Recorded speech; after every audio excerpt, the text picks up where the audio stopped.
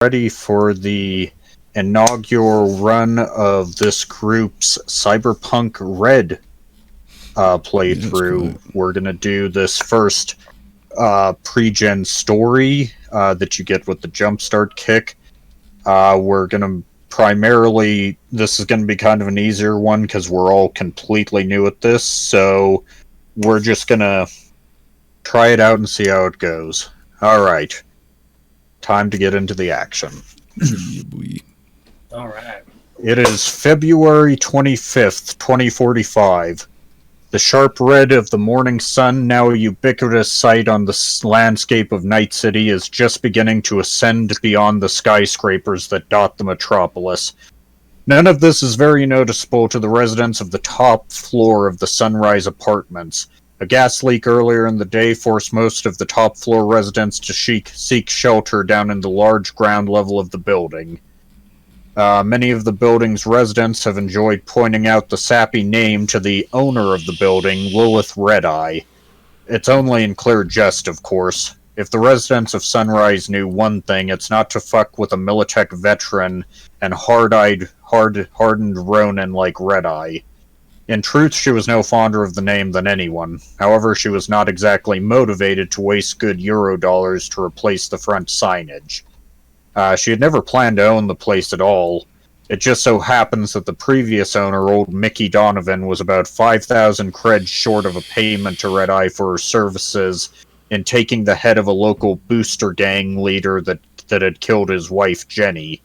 With his face pressed up against a roaring furnace, Mickey gave away the deed to Sunrise, one of the last buildings in Night City not owned by corporate interests or seeded with gang activity. While Red-Eye had no ambitions as a slumlord, she also saw the potential capital in owning such a large property. Besides, Mickey, despite the residual burns on the left half of his face reminding him of Red-Eye's wrath, chose to stay on to manage the complex. After all, it paid better than most other jobs around the city. Plus, when she wasn't being cheated out of payment, he found Red-Eye to be a most reasonable, if not somewhat cold and detached employer. Better at least than the gang leaders that populated the nearby combat zone. On the first floor lounge sits 7 of the Sunrise's residents, waiting for the all clear to return to their apartment. Most of the apartment's entrance has been retrofitted into a dive bar.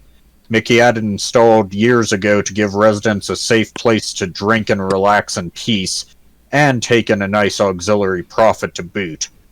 Red-Eye sits in the best armchair of the lounge, sipping on a white enamel sake cup marked with the stenciled depiction of 2 Oni demons grappling with each other, one of the few heirlooms she hauled back from New York. Next to her sits Cody McMillan, the resident Ripperdoc of the complex. Overall, the day, despite the annoyance of the leak, had been a profitable one already. He had just finished installing a new auditory implant into Red-Eye before the call to evacuate came from a nervous-sounding Mikey.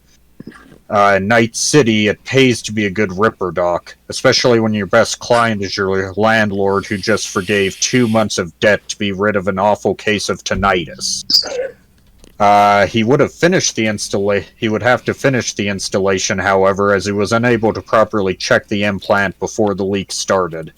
He now sat next to her, absent-mindedly stroking the head of Rico, Gina Stepada's cockatoo. A longtime resident of Sunrise, Gina brought the rare gift of nature to the otherwise steel and concrete jungle of Night City. Rico, her tortoise Puddles, and her veiled chameleon Spooky were among the few natural-born animals in the city. No one ever asked her where she obtained her so-called roommates, but that's because they all knew before she had settled down at Sunrise, she had been an active member of an animal rights group that had been known to take direct action on many of the city's leading bio-corporations. Not hard to piece 1 and 2 together. Gina sits at a table with Lucian, among the newest of Sunrise's eclectic gaggle of misfits. He was staring absent-mindedly at his agent, browsing the local net for any interesting chat rooms.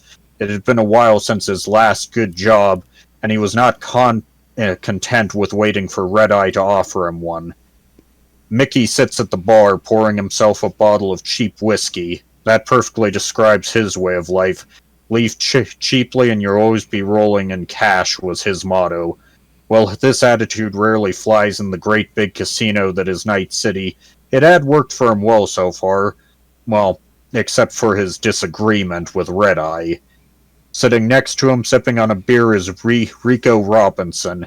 Everyone at Sunrise knew the day had started when they began to hear the sound of Rico chugging away at his guitar.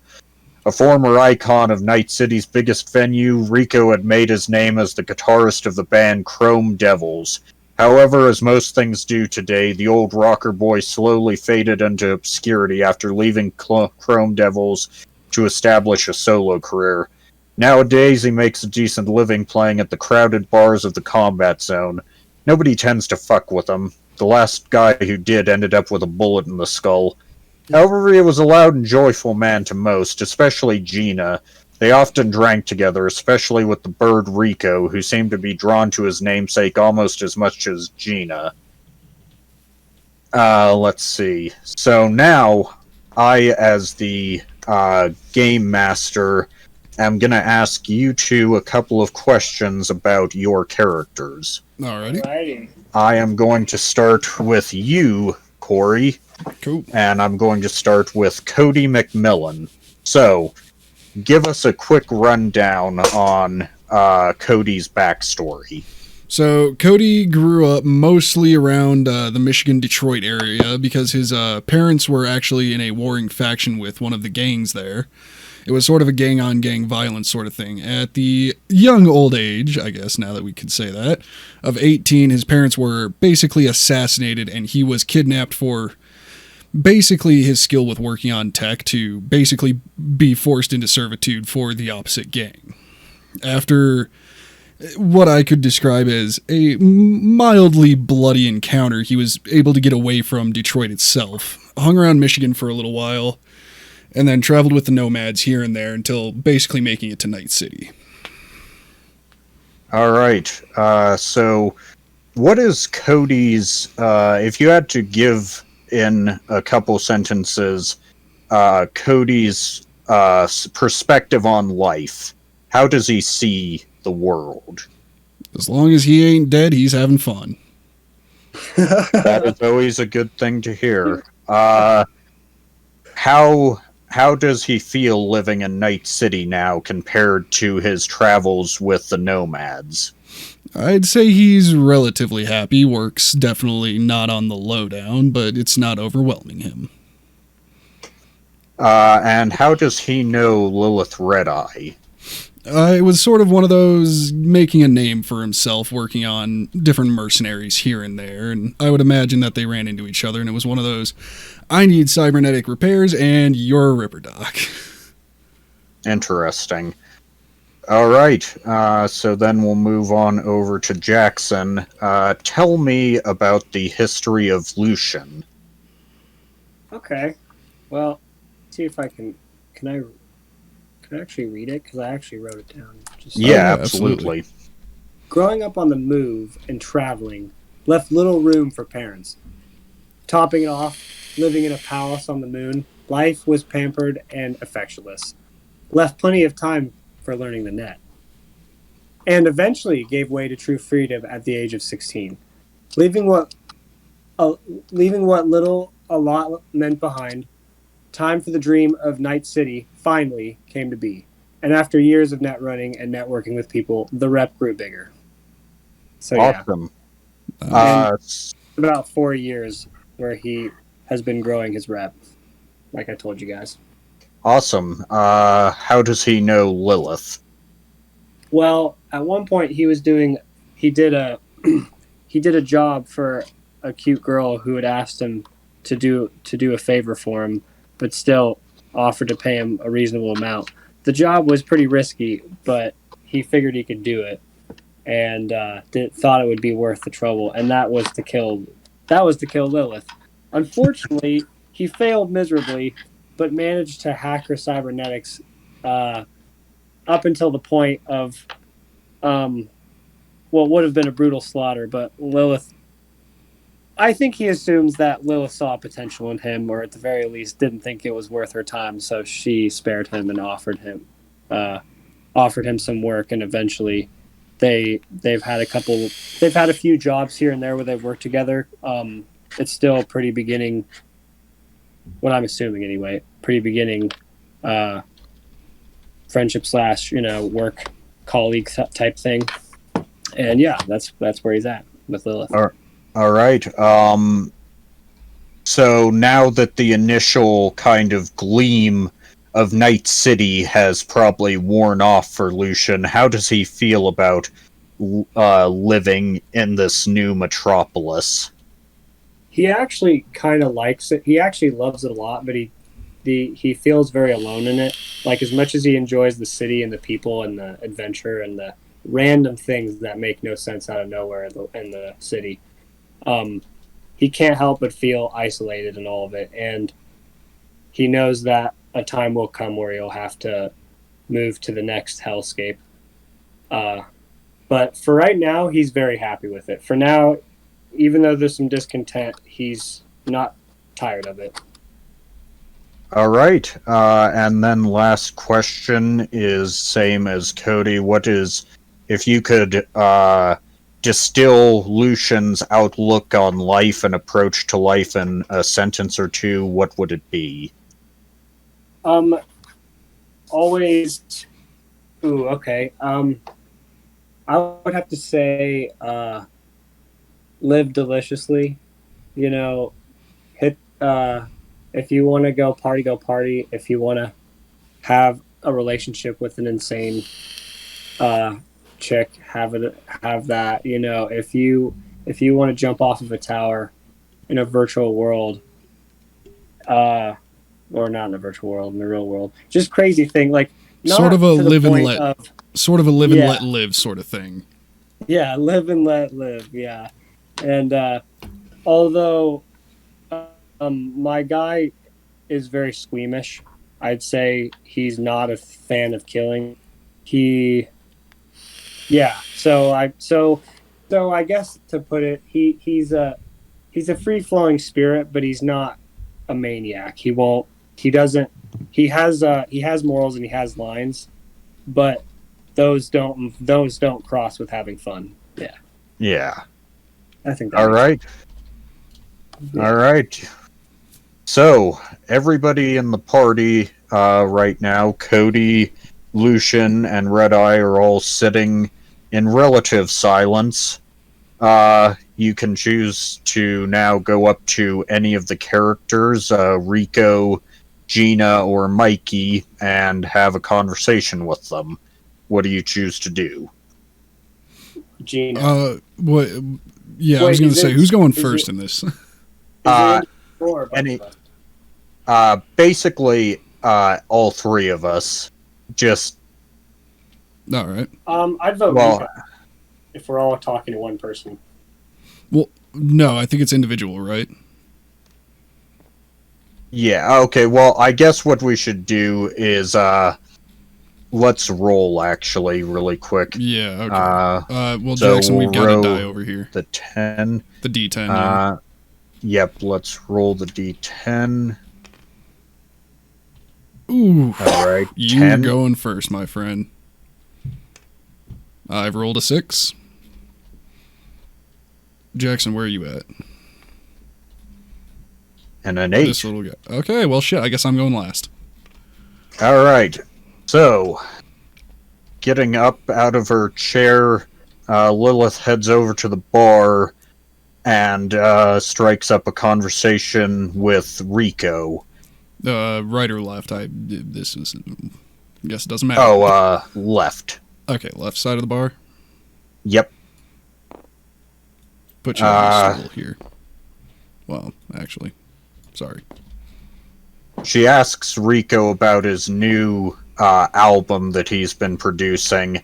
It's not been quite a secret around the complex, as he's been dealing with it every morning, and it's not hard to hear the intensive rhythms that he's been creating. He shrugs and laughs and says, Well, to be honest, it's nothing special right now. Unfortunately, everyone just wants to hear samurai over and over again. Can't blame them personally, but would be nice to start getting some stuff out there that isn't just either samurai covers or my Chrome Devil days. Lilith commiserates with him. She says, I understand. Well, I don't, but I can see it. Sorry, I did not plan that conversation out very well. You're good. All right. Jackson, I believe it is your so- turn. Yep, Jackson, it is your turn. Who would you like to strike up a conversation with? Gina. Gina? Was that the one Yeah. sitting with him? Yep. Okay. Looking up from his agent, Lucian begins a conversation with Gina. So, go ahead, Jackson. Oh, I just ask her whatever I want. Yeah, just talk to her. Okay, so I'm gonna say, hey Gina, how's life? You look beautiful, by the way. Oh, thank you. You're always the charmer. It's been pretty quiet. I'm just so glad that gas leak got caught early. I can't imagine if Rico or any of the others were caught up in that. A gas leak? I don't want to die in here. No, the one up there. I swear, sometimes you're in the net so much you forget everything that's happening. We've been sitting here for 2 hours waiting for the leak to be fixed upstairs. For sure. It's a good thing I don't have to deal with leaks in the net, but you wouldn't know that. Anyway. Anyway, so Gina, tell me about what's next what's next for hitting the town. Well, I'm not quite sure yet. I am thinking that Rico and everyone else needs another friend. The apartment's honestly starting to get lonely, but it is hard to find natural animals in Night City anymore. But I've got a potential lead. I can't say much more right now. Well, God knows we need more cute animals around here. All right, anything else? No, I'm gonna say goodbye to Gina, and I'm gonna give her a gentle touch on the shoulder and walk away, and immediately flip my agent back on. Sounds good. Lucian does as he says and walks over to the pool table, not to play, but just to lean against it. Alrighty, and then who was the last person sitting at the bar? Mikey. I will go over and talk to Mikey. Hell yeah. All right. And then, what was Mikey's thing again? Mikey is the manager of Right. the establishment under Lilith. Okay, we ready? Yep. Alrighty, Mikey, thanks for catching that leak up there. Too bad I couldn't fix up Red Eye's hearing problem. Well, you know, I don't know even how it happened. I've been replacing everything in this apartment, but it always seems to go wrong at the worst damn time. Well, considering I have to live here too, let me know. I'm not half bad with that kind of stuff, but I'm sure there's a lot I could learn. I know. I don't want to. I just always try not to bother you. I know you usually have a client or two around. Try not to get involved in that business, to be honest, but I will keep you updated. Yeah, if the place goes kaboom or we all end up suffocating, business is gonna be pretty shitty. I hear that. Business is already pretty shitty with everybody moving out. I understand why people are leaving, but I can't see how much better it's gotta be in any of those corporate places. Not like they provide a bar, pool tables, and entertainment. Yeah, I can understand that. Well, I might as well go check up and see how Red Eye's doing and might have to fix those cybernetics now or rather than later. All right. Talk to you later. And I will move over to Red Eye to see if the augment is doing any better. Oh, it's doing all right, but I can't say that it's perfect. I'm getting a few pieces of interference, plus it goes out once or twice. Probably just needs a last diagnostic. Yeah, well, as soon as we got that gas leak fixed up, I'll make sure to get that done right. And, well, I guess I might owe you a little bit after, almost screwing it up. Oh, no. Trust me. You've done way too much for me to screw you on this one. Remember, 2 months off your rent, maybe even a third month if you're able to get this ear working right. Yeah, well, I might have to go doing some diving if I can't fix it right away. Might have to go, I don't know, hunt down some nice... Now, you didn't hear this from me, but black market pieces. Oh, trust me, you don't have to tell me. Alrighty, and I think the last thing that Cody will do is grab a bottle of nice fine whiskey and pour himself a small glass. All right. Let's see. Alrighty. All seems to be going well enough for a quiet morning. In fact, quite unusually, there even seems to be a level of cheer among everyone. Even Red Eye, usually dour and standoffish, seems to be enjoying herself, pouring another cup of sake. While Cody and Lucian start to swap stories of their recent run-in with the Night City PD, Gina suddenly stands up and walks to the lobby door, which was a special mix of tempered glass and steel that the ever-paranoid Mikey had installed back when he bought the place. This immediately draws everyone's attention. Crowding around the door, they see a sharply dressed corpo exiting a jet-black sedan across the street from the apartment. This is certainly not the typical sight in this area of Night City. 2 women, likely as personal security, also exit the vehicle. Without pause, the corpo unfolds an easel and mounts 2 small measurement cameras to his shoulders. This sight unnerves everyone in the lobby. Not like the corpos to walk out into this section of Night City without needing something. And by the way he was eyeing the apartment, they could tell that it was possibly trouble. They all stand around the entrance. No one quite wants to make the first move yet. But finally, Cody, Lucian, and Red Eye decide that something needs to be done, and they exit the building. Walking outside the complex, the party notices that the corpo is highly absorbed in his work. And also his 2 bodyguards don't seem to be paying too much attention. This is probably one of the early jobs of the day, and they're not exactly enthused to be out here in this street trash. It might be possible for someone to sneak up behind and get a look at the canvas. Now, this will also mean... Now, in this stage of the game, we will choose 1 party member to try the sneak attempt, and then we can choose 1 or more party members to attempt to get the attention of the corpo to keep his eyes off Lilith or Cody or Lucian. I'm going to call it. I think Cody should be Lucian should be the sneaker here. Yeah, I'll be. All right. Yeah, Lucian needs to be the sneaker.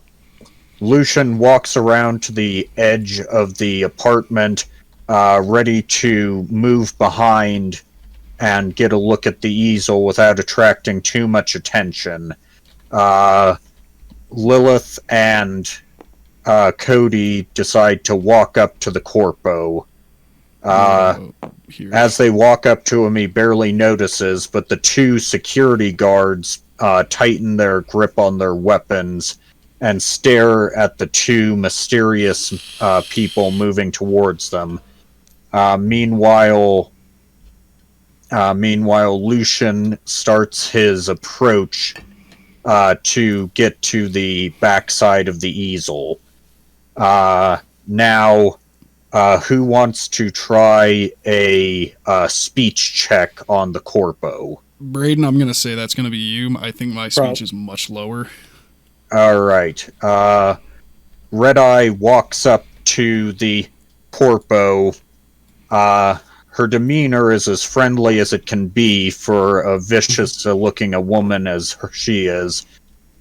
She slightly coughs to get the corpo's attention. He looks up away from the easel, annoyed that he's being interrupted.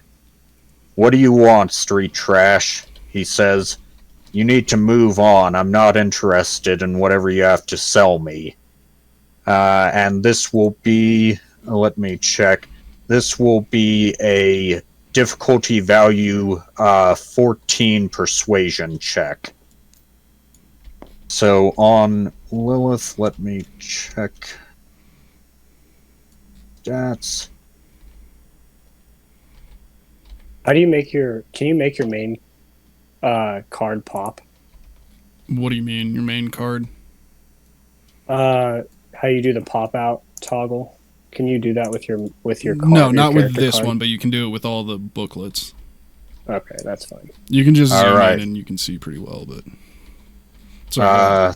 The difficulty value is at 14. Lilith's persuasion is at 12. So I will roll a... Come on, buddy, we need something good here. Ooh, that's roll a beautiful 90-10. That passes the speech check. Lilith smiles, just a slight Mona Lisa smile. "I'm not here to sell you anything, buddy," she says, "but that's my apartment back there. Just curious about what you're interested in, some kind of artist." The corpo looks at her, slightly bemused. "No," he says, "I can't really tell you what I'm doing. And frankly, I'm not really interested, even if I were able to. But you just need to know that it's no concern of yours." Lilith laughs and begins to do what she would describe as flirting. However, to Cody sitting next to her, it seems more like a harsh intimidation with a slightly warmer voice. As all of this is happening, Lucian gets into position to see behind the canvas.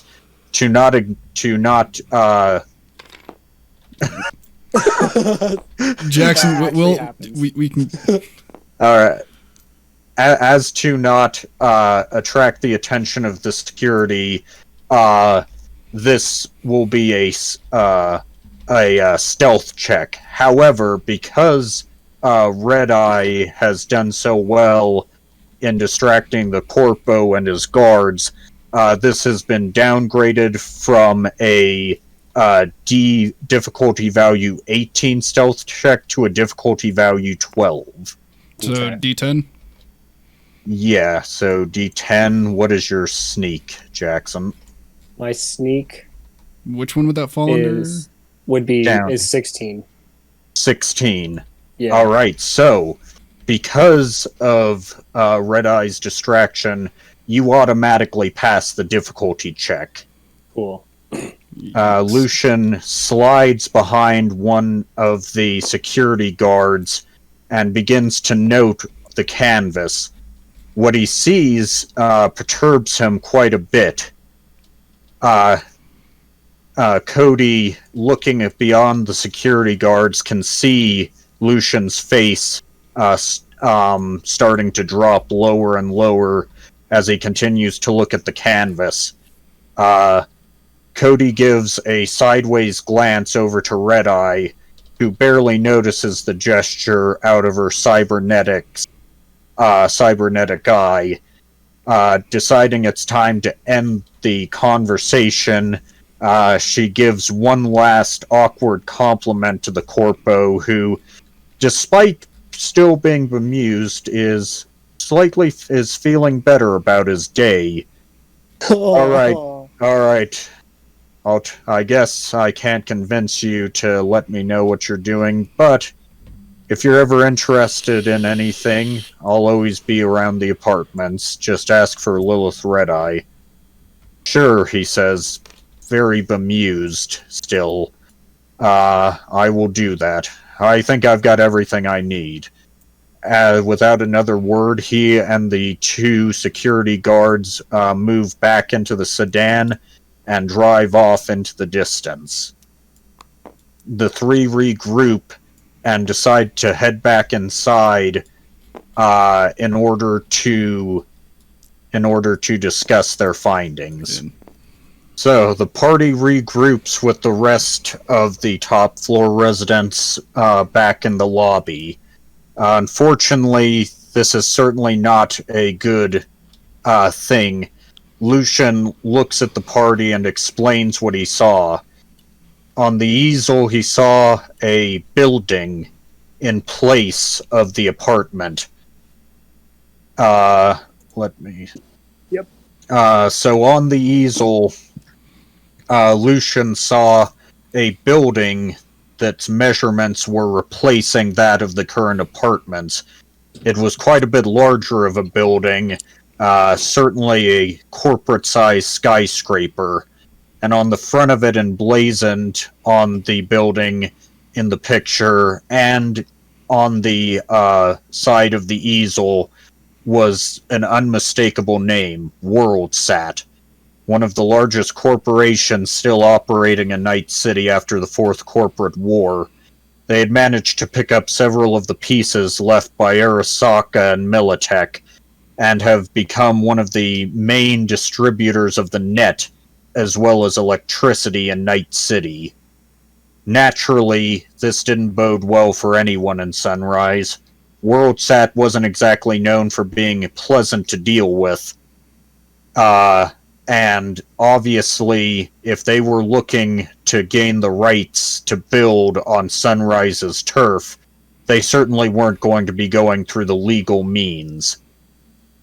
Everybody knew that this meant very bad things ahead. This was definitely not going to be a quiet day. The three tell Gina, Rico, and Mikey about the incoming threat. Everyone decides to keep it among the top floor residents for now. The worst thing they could do right now is trigger a panic amongst everyone else in the apartment. Unfortunately, there's very little that can be done right now. No one knows what WorldSat is planning to do, so everyone decides to stay on high alert. Rico and Gina specifically decide to go upstairs and start arming themselves. Thankfully, both have a good selection of armaments and shouldn't have too much issue if any fighting happens. Mikey, on the other hand, begins looking more and more sweaty than usual. He says calmly, but with a tinge of fear in his voice, "Well, I'll be in the back room. Not much I can do here." So he's going to head into the back room for now, and then Gina and Rico are going upstairs. All right. Okay. The party decides to stay in the lobby. Everyone's already fairly heavily armed right now, and it's best that they don't have to traverse the entirety of the building in case anything goes wrong. But for now, with nothing else to do, they sit around a table in the lounge and begin to discuss the day's events. We will roll a d10 to determine who talks first. Sounds good. Ooh, rolled a 1. A 1. Lilith's like, Damn, 2. I've done enough A talking. 2. Jackson, come over here and roll. Okay, give me 2 seconds. I'm just having to put my glass away. I can't believe we rolled a 1 and a 2. If Jackson rolls a 3, this is not going to bode well for us. I rolled a 3. Hey, at least this not is yet. just determining how we talk. This isn't determining how screwed we are. Okay.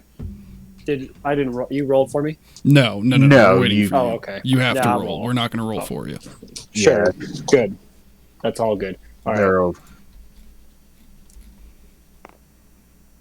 So, Okay, oh, boy. you two have to re-roll because that's a tie. Unless you just want me to speak first and then you guys can determine after I'm going that. to re-roll Okay, a a 5. 5. So This I is guess for- I will go first. No, this is Corey- for who's speaking after me because I rolled the highest Oh, out of you yeah. two. Now, well, Jackson, you still have to roll again to see who's talking second.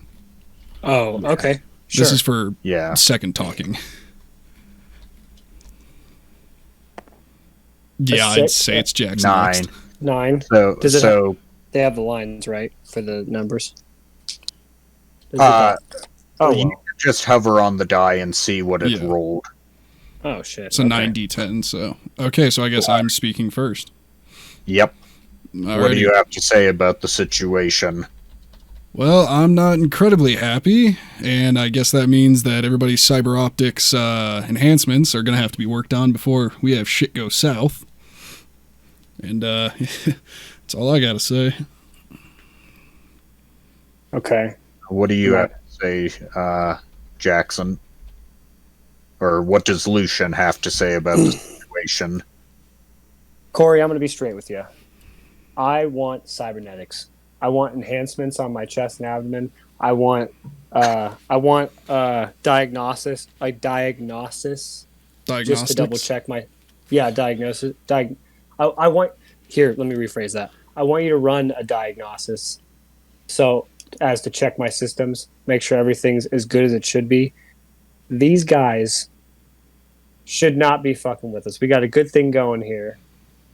We got nice people around here. This is the one modicum less of a shithole of an area in Night City than other places, and I don't want Corpse thinking that this is a safe area to just be rolling up and fucking on our territory.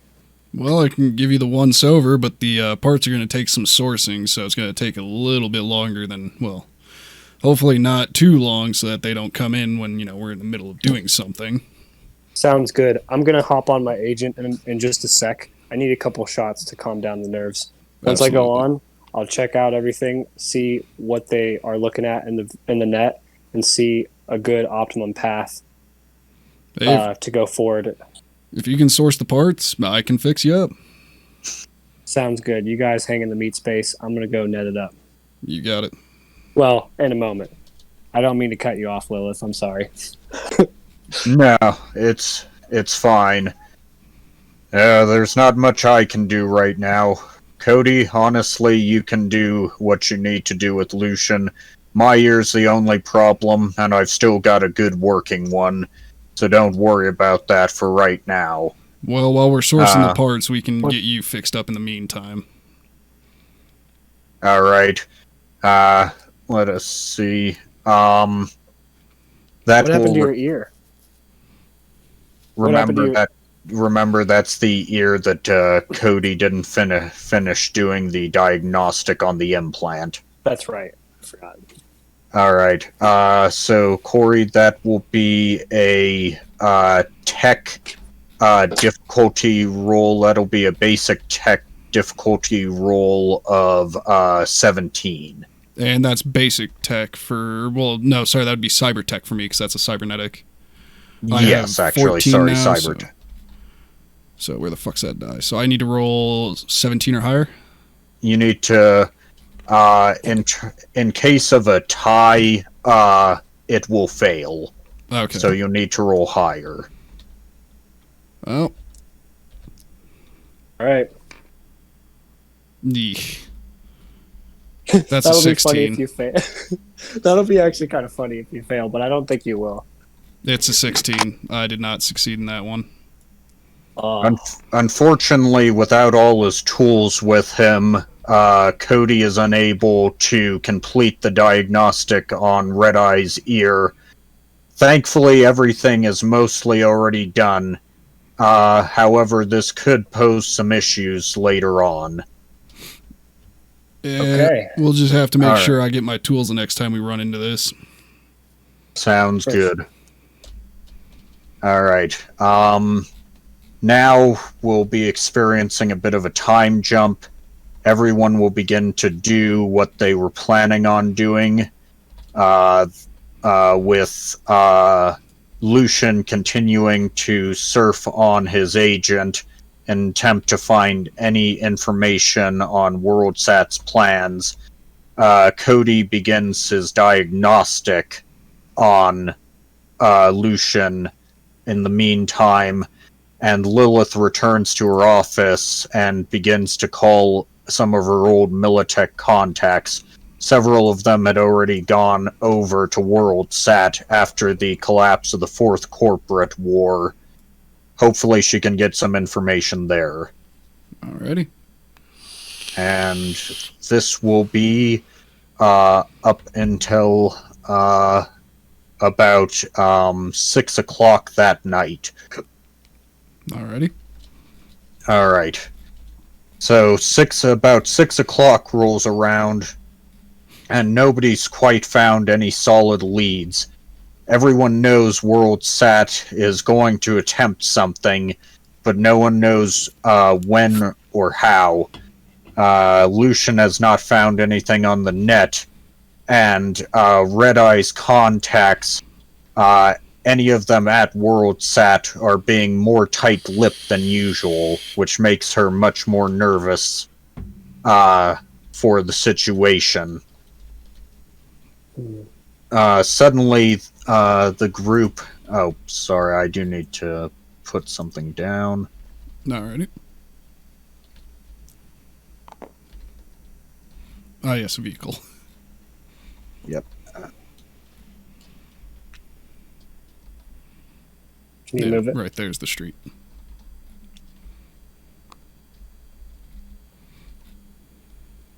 Oh shit, that scared me. That genuinely scared me. Suddenly, the pair notice a fire truck driving by. It doesn't have its lights on, but a fire in this part of Night City is never good with all the crowded areas. Suddenly, Lucian realizes that the chat rooms are beginning to go down one by one on the local net. This is a very concerning thing, as usually service to this area has rarely had a problem. Lilith also begins to notice as her agent goes on the fritz too. Even Cody, who rarely peruses his agent except for work, also begins to notice an issue. Mikey, coming into the office, nervously tells Red Eye that it seems that most of the typical power, most of the power and internet and net for the area seems to be going black. Everyone regroups in the lobby, except for Mikey, who decides to go upstairs to check on everyone else. The three talk it out and come to a dark realization. The local net around this area is controlled by only one corporation, WorldSat. They all know that this is about the time that something's going to happen, and decide to position themselves around the doorway to see any possible signs of any frontal assault. Mikey comes back down and nervously looks at the three. People are starting to get real shaky up there. He says, no one likes the net going down for more than a couple minutes. I can't talk to most people. Everyone's either locking themselves in and arming themselves, or just getting drunk. No one's exactly ready and in good fighting shape. He says, I'm going to go check the storeroom one more time. I think that there's a couple of shotguns I left back there. Right. The three nervously look at the door, waiting for anything to come by, when suddenly the fire alarm for the building begins to blare. and they see the fire truck come back around to the building.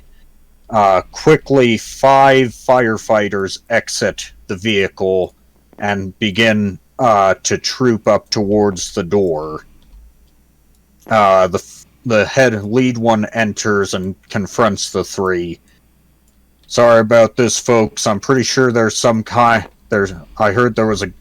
We were notified that there was a gas leak in this building earlier today. Now it seems like there's a potential fire risk up there. We're going to need to evacuate the building. Where's the upstairs? Lilith decides to take the firefighter over to the stairs and lead him up. He goes upstairs while the other 4 firefighters follow in suit.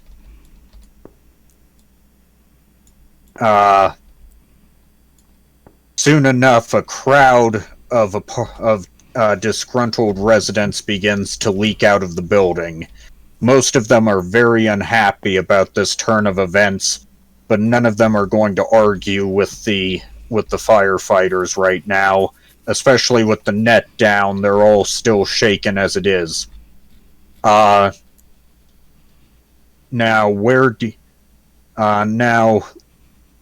sorry. As the firefighters are leading everyone out, the party decides to quickly take refuge in Lilith's office to monitor the situation on her camera, one of the few electronics still working in the building. As they watch the cameras, the firefighters finish leading all of the residents out of the building, and then for some reason begin to linger around the door. Mikey suddenly comes out of the storeroom and begins to speak with the head firefighter, or at least the one who seems to be in charge. Unfortunately, the camera does not have sound at this current moment, and it's difficult to make out the sounds coming from the lobby. So right now the characters have 3 options. One person can attempt a perception check of difficulty 16 to hear what's being said. One character can attempt to take an educated guess of what's happening based on the actions of everyone to put 2 and 2 together. Or Lilith can use her cybernetic implants to attempt to hear the conversation. However, because her ear implant is still on the fritz, she'll have to roll a 1d6 to determine if she'll be able to hear the conversation. No one knows how long the conversation will be, but only 2 things can be attempted before it fails. What do we want to do? Perception of what again? Perception of 16. Okay, so unless I fuck it up, I could get the perception. Let's see. Are you the best stat for perception? I have a 14 in perception. Right? You have a 14 in perception. All right. Yeah. Go for it, Corey. Alrighty, I will roll to, I guess, what's going on. Yeah. You guys ready? Yeah. So as long as I don't roll a 2 or a 1, I had to speak.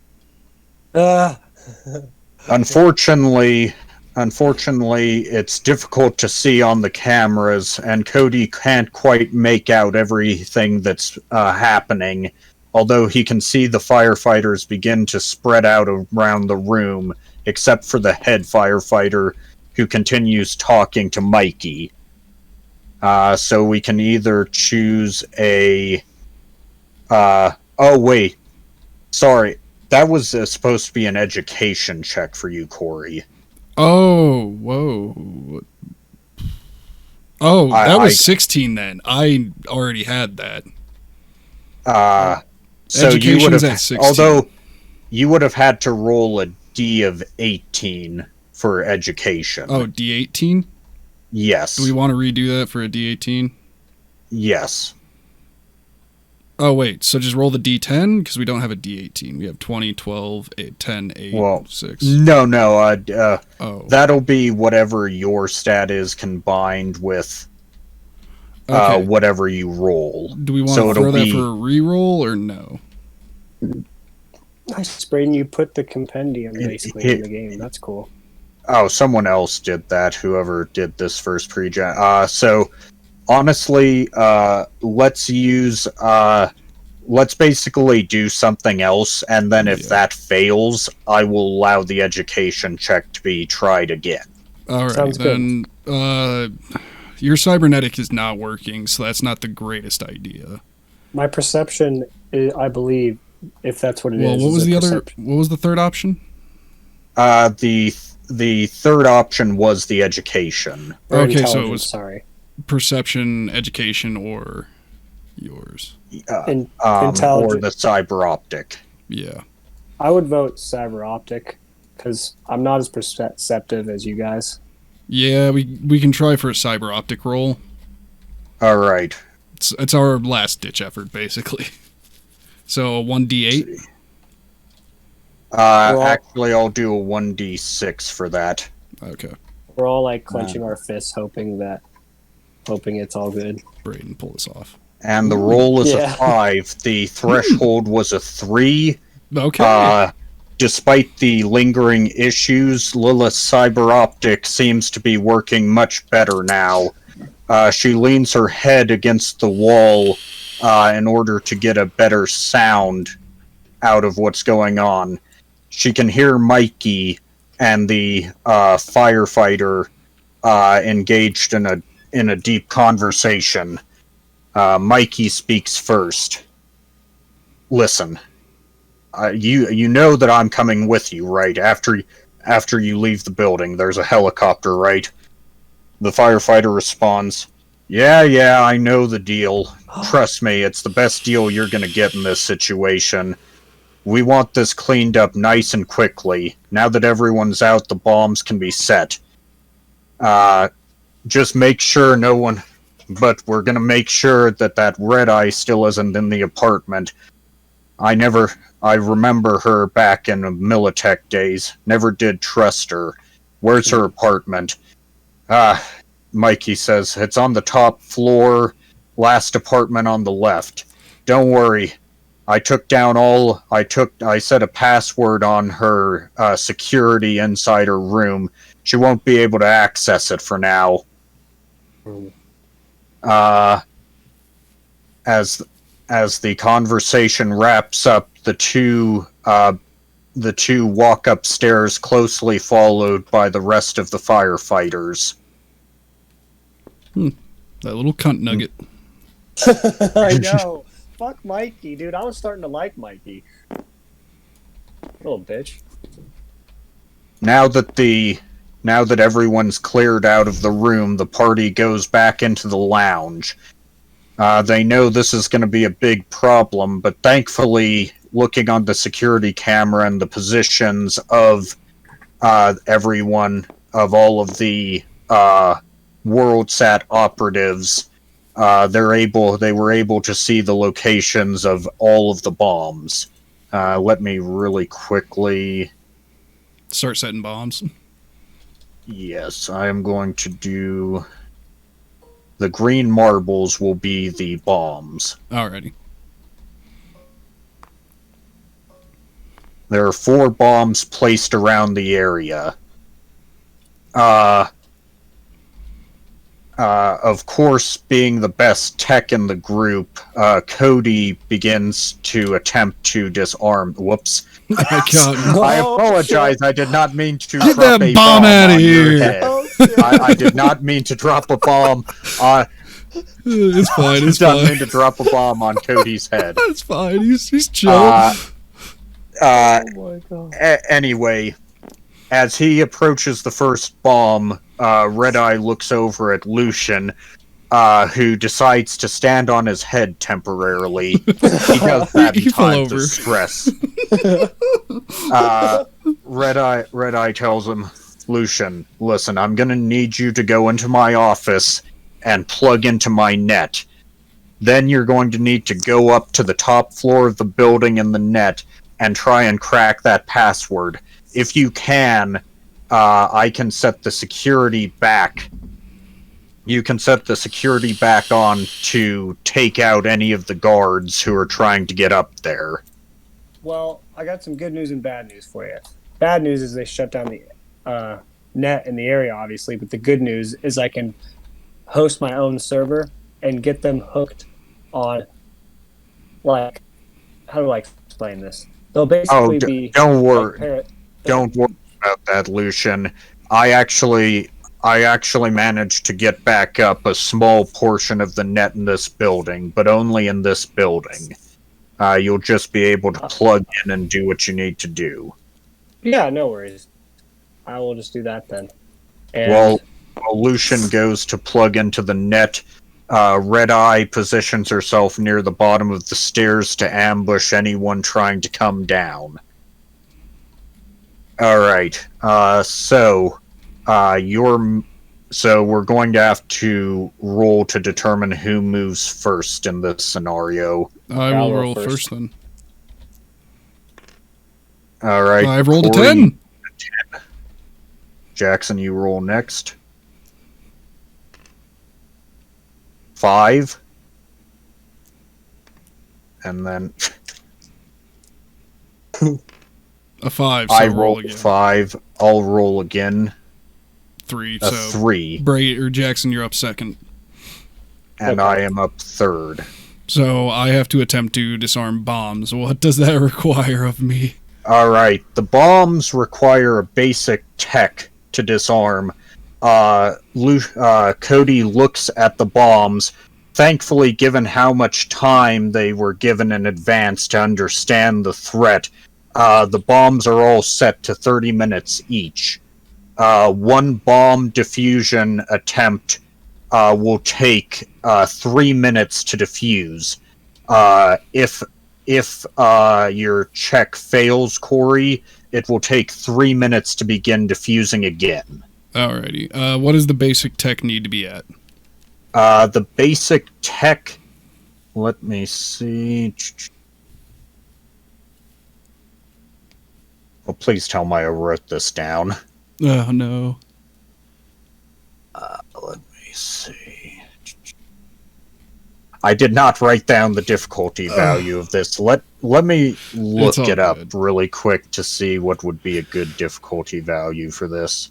And while he's doing that, we'll be right back, because I have to go use the bathroom. Yes, because unlike real life, thankfully in this game, we can check the rules. Yeah, I have to run to the bathroom, so I will be right back, you guys.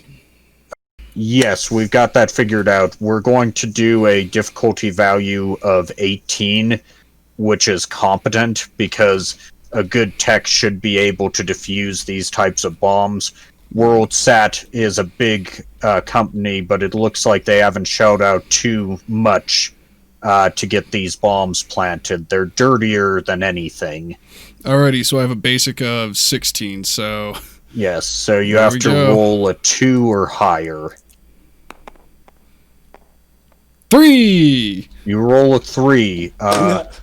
Cody begins to defuse the bomb he's currently working on.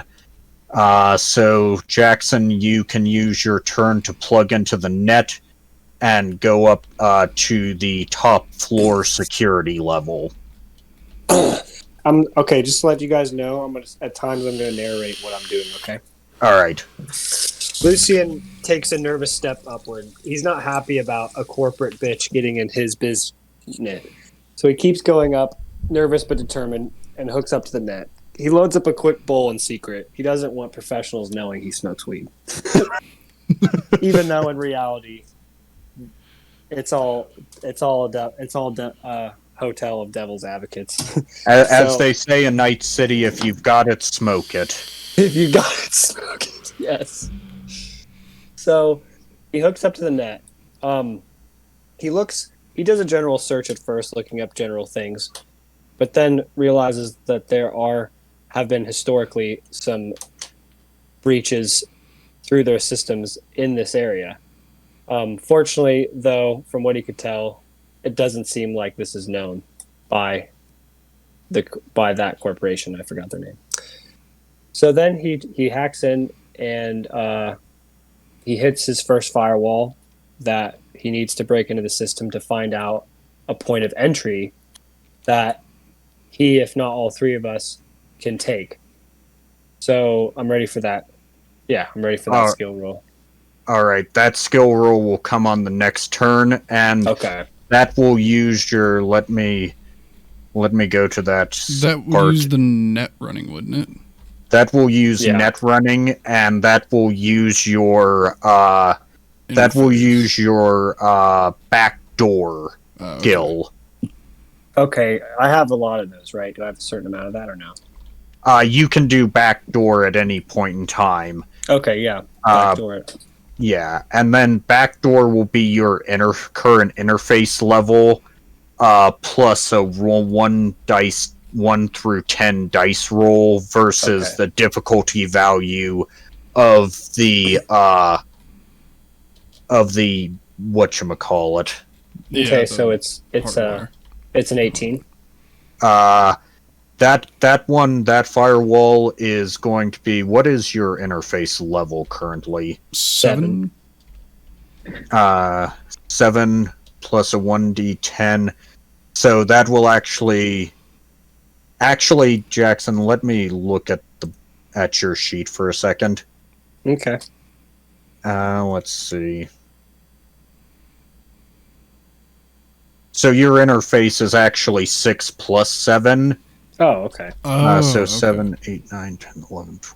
So you get 13 interface to start with, and the difficulty value roll on your next turn will be a difficulty value of 17.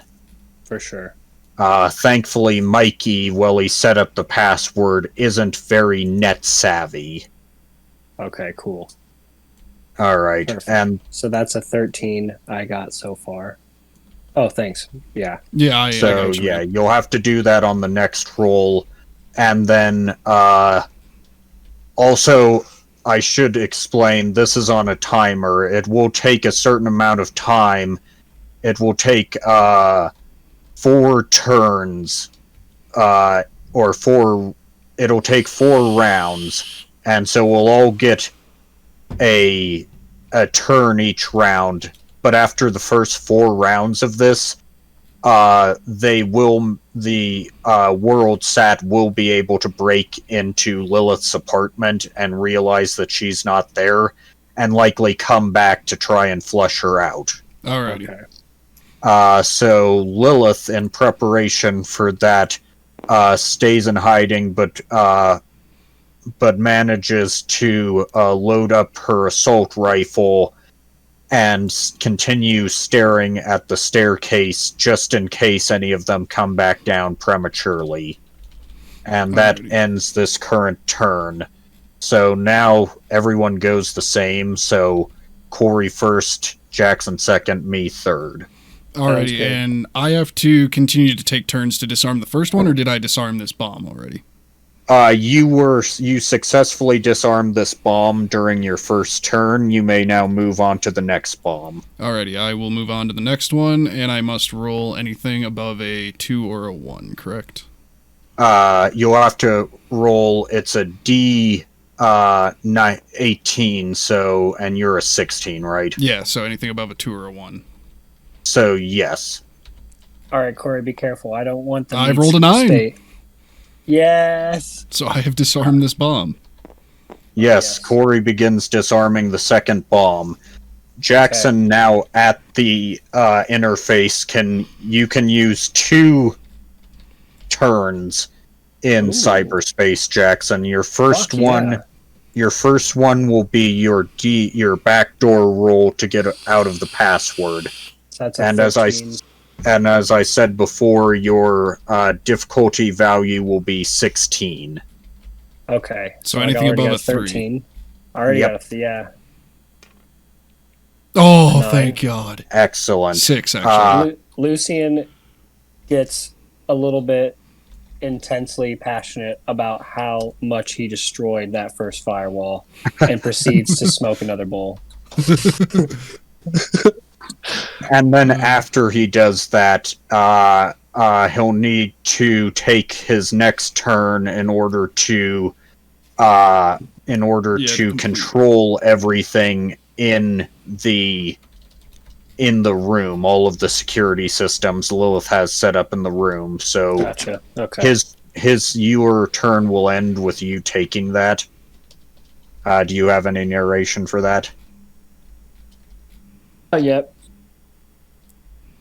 Not yet. Well, okay. I do actually. So, yeah. So Lucian gets into the camera. The first one. He hits his first firewall and scoffs, almost in denial. How can this be that easy? And then he just remembers that Mikey is the biggest dumbass that he's quite possibly met. As laughter can be heard throughout the building. No, man. Meanwhile, Red Eye moves into the office, taking her eyes off the stairs, and she walks up to Lucian. She always finds it unnerving when netrunners put on their full equipment. She knows that Lucian can technically see her, but she also knows that she's just a mere background image a meat object in the reality of the net. She tells him to access protocol Delta Alpha 719 Bravo and begin that subroutine as soon as anyone enters the room. Okay. So that's the next. All right. All right, and So one bomb was successfully defused? Sorry, go ahead, Jackson. Lucian's happy that he's kept on his toes. I mean, after all, he was just starting to get comfortable and relax, and then these assholes showed up to his bar that he loves to hang out, that he happens to live in, and proceed to fuck up his day. But, still happy to be on his toes. There you go. So that round is over. On to round 3. Just as a heads-up reminder, Corey, you have been doing very well defusing the bombs, so you still have 23 minutes to defuse all the bombs. Plenty of time for an experienced tech like you, unless you really, really fuck it up. Alrighty, anything above a 3 or a 2 or a 1? Hello? That one's going the distance. Well, fuck. That's a 2. Oh, shit. Alright. Unfortunately, this bomb proves to be more difficult than the last 2, and Cody's going to have to try again in the next turn to get it defused. Thankfully, there's still a good buffer of time left at 20 minutes by the end of this round. Stupid bomb. Alright. While that's happening, Red Eye and Lucian have very little to do. Red Eye goes back out and surveils the stairs once again. Lucian can't do much because no one's entered the building yet. So this is my turn again, then? Yep, no one's entered the room yet. So yes, this is your turn again. Don't let me down. Don't let me down. I've rolled a 3! There you go. Yes. 3 is good enough. This time, successfully, Cody manages to start defusing the bomb. At the end of this round, there will be 17 minutes left on the clock. Plenty of time. Then Lucian finally sees a group of the 5 firefighters walk into the room. well, he actually sees them open the door to the room up, and hears the head firefighter slash WorldSat agent say to the others, "All right, two of you sweep the room. If you can't find anything in there, you come back downstairs, go room by room, floor by floor. I want her dead, whatever the cost. You two come with me and Mikey. We need to get up to the roof. The helicopter's waiting." As that conversation ends, the two WorldSat agents walk into Lilith's room. Jackson or Lucian, knowing the time is right. No, you'll still stay at the net. You have to stay within this general area to be. Sounds good. The farthest you can move away from the net right now is here. Okay, I'll sit in this chair, yeah. So Lucian realizes this is the time and activates the first protocol that Red Eye commanded. Suddenly the camera turns to night mode as the lights in the room fade out, and the door locks behind the two WorldSat agents. They begin to freak out.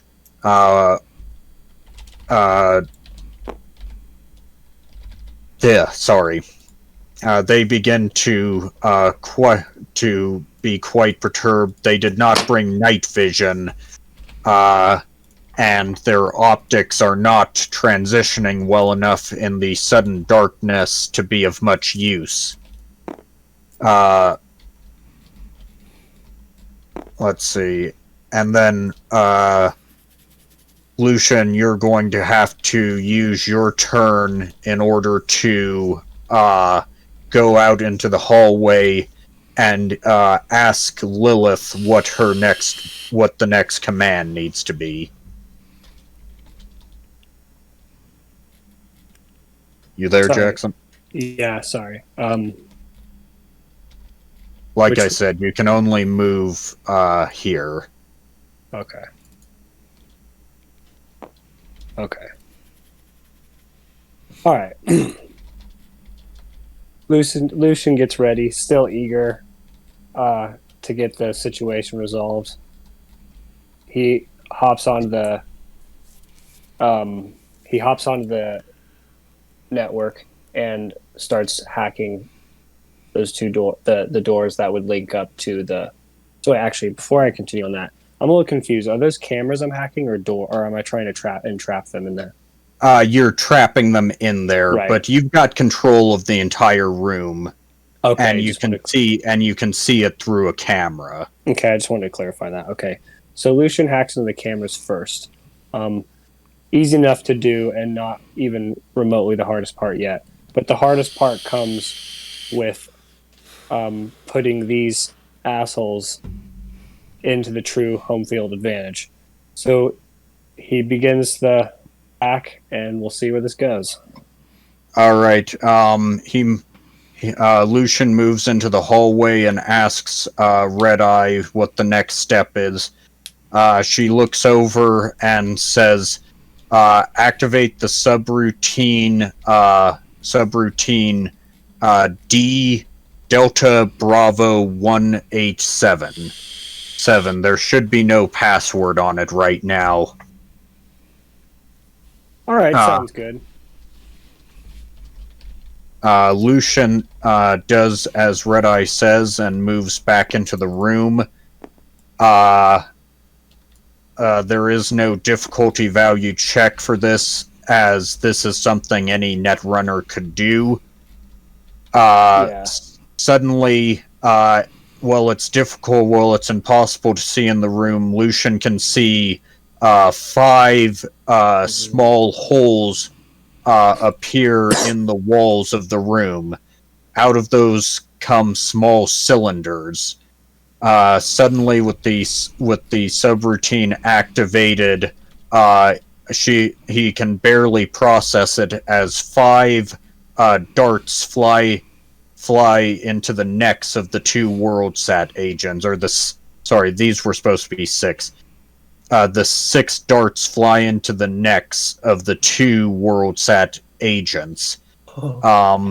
What begins as a seemingly initial pain begins to cause violent convulsions in both of them as they begin to and within 10 seconds they begin to violently vomit blood all over the apartment.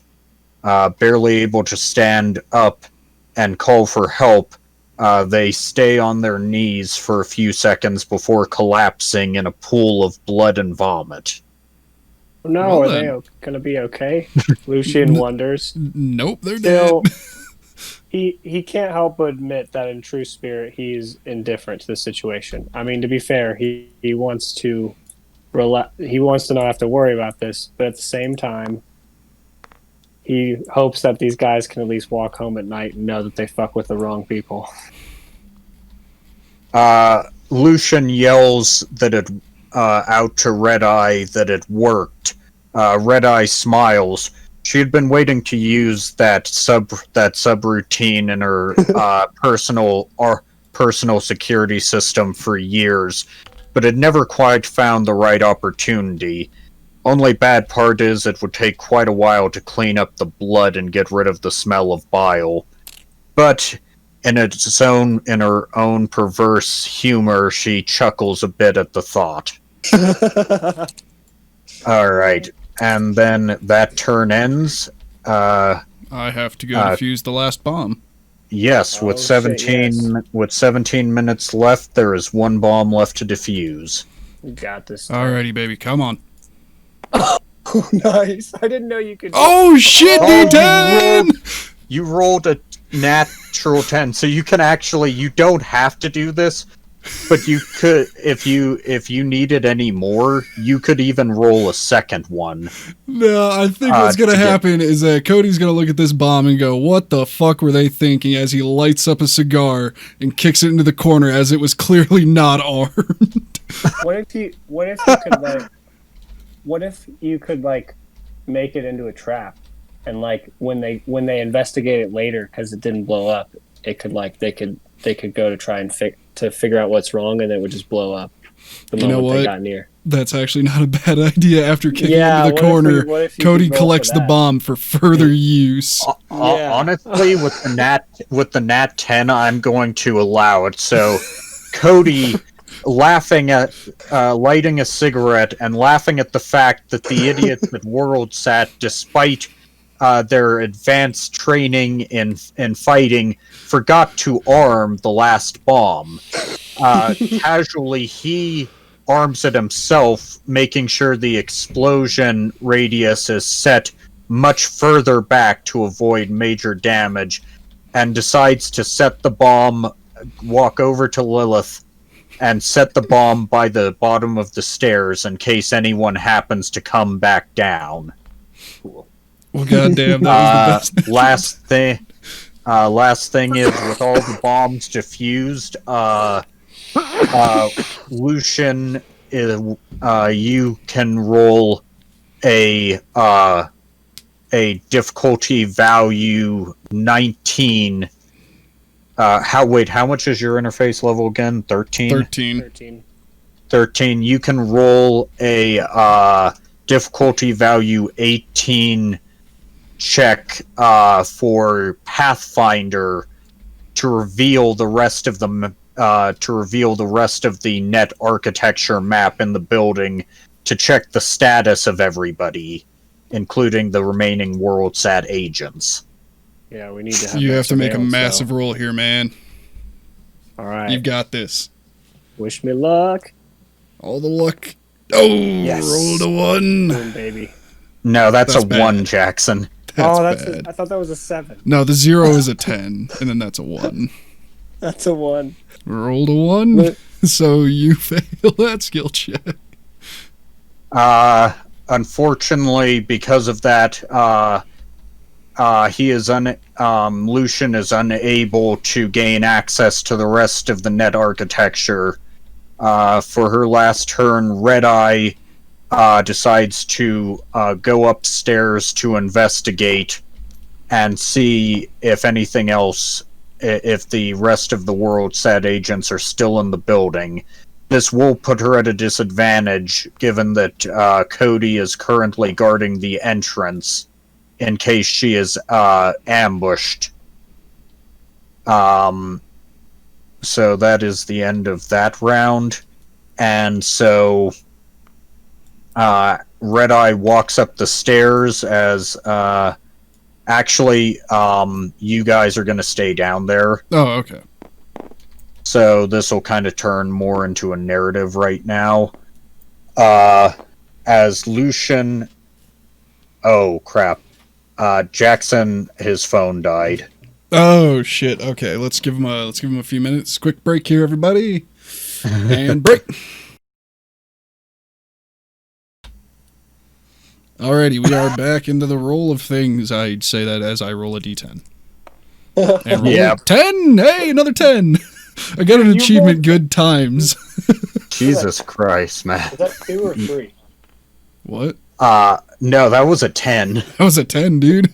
I rolled You a rolled- fucking 10 again. Yeah. Well, anyway, so, Sorry, Lucian. okay, I'm just gonna, I just want to do Hey, I this. rolled a 9! Lucian is very confused. A strange orange object suddenly flies out of the air and smacks him right on the top of the head. As Cody does a handstand. He looked for around, but zero is reason. unsure what just hit him, but it doesn't appear to do any damage. Meanwhile, Cody, for whatever reason, has decided to do a handstand.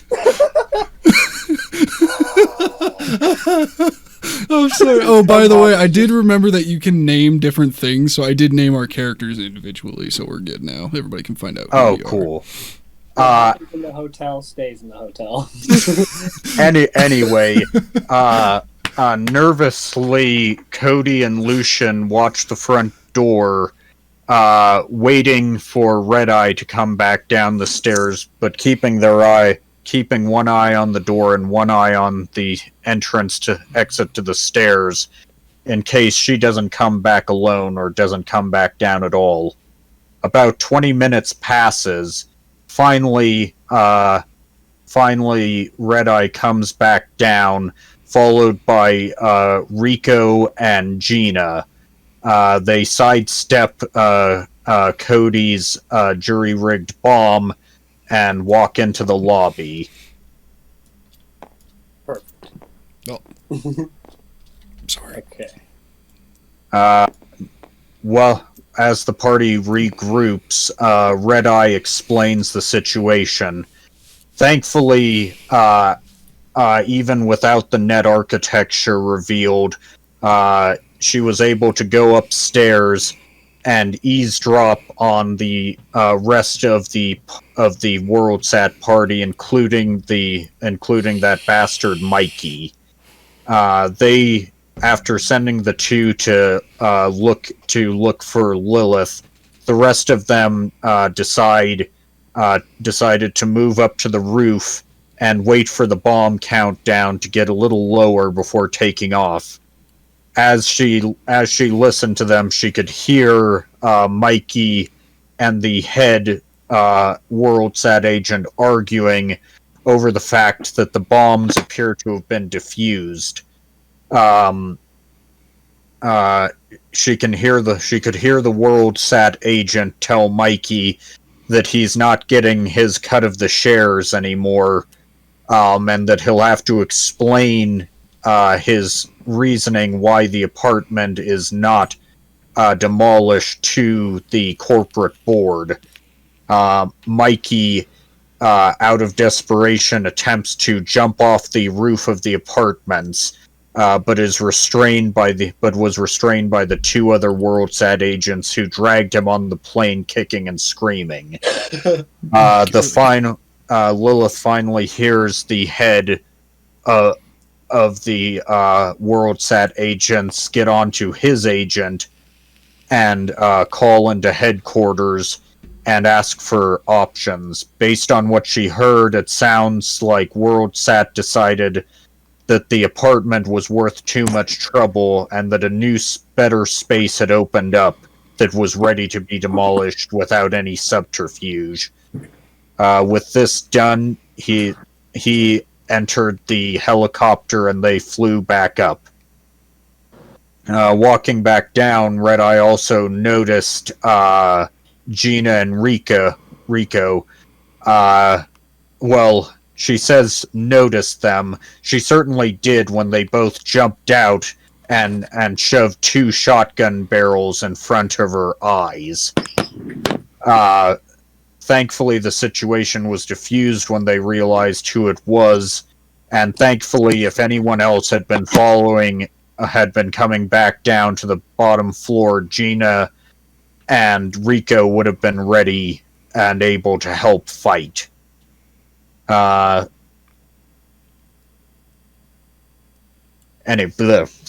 No, you're good. But, thankfully, it seems that this chapter, at least, of the Sunrise Apartments has ended, thankfully on a very good note. It appears that WorldSat isn't too interested in the apartments anymore, and have also learned not to fuck with this particular group of individuals. However, that won't change too much. Lilith doubts that there will be any reason for WorldSat to hold back on them now, if anything ever happens in the future. But the group, despite the betrayal of Mikey, return to the good spirits of the morning and decide to saddle up to the bar and drink the night away. After all, they earned it. Fuck yeah. Okay.